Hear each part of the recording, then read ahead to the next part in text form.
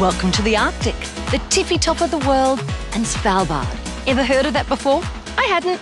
Like most people, before coming here, I had no idea. The Arctic actually covers 8 countries. I sort of had an image in my mind of an explorer racing to plant a flag in the middle of a glacier with a polar bear bringing up the rear. Well, now that I'm here, I realise it's full of wildlife, mega flora and fauna. We are experiencing the sheer wonder that is at the top of the world. Our Arctic island voyage kicks off in the remote little town of Longyearbyen, the capital of the Norwegian Svalbard archipelago.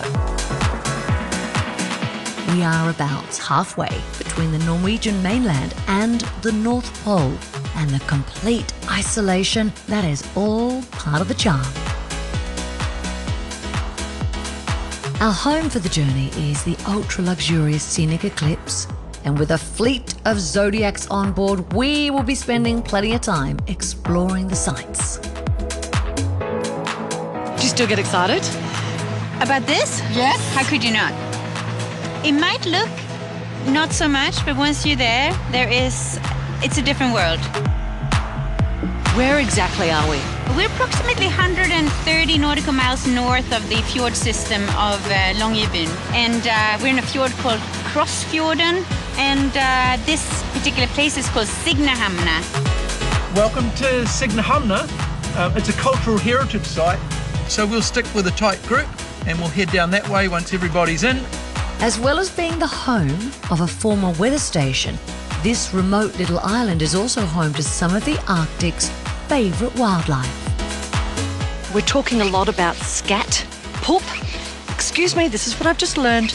That is reindeer poo. I just learned that. Reindeer poo.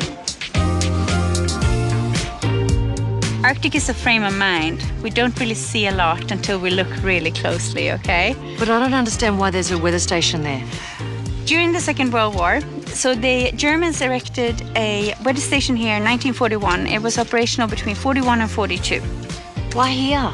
Because the weather is really unpredictable up here. Lots of ice, lots of fog, hard to travel in. Because they all travel by ship, submarines, and so this weather station sent out information to the whole German fleet, essentially.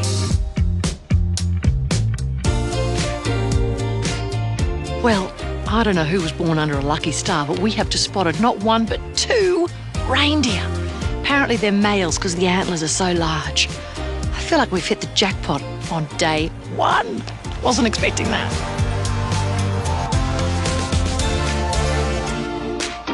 From wildlife spotting in the most isolated parts of the world to wallowing in 6-star luxury on board, this journey will cater to even the fussiest of adventure lovers.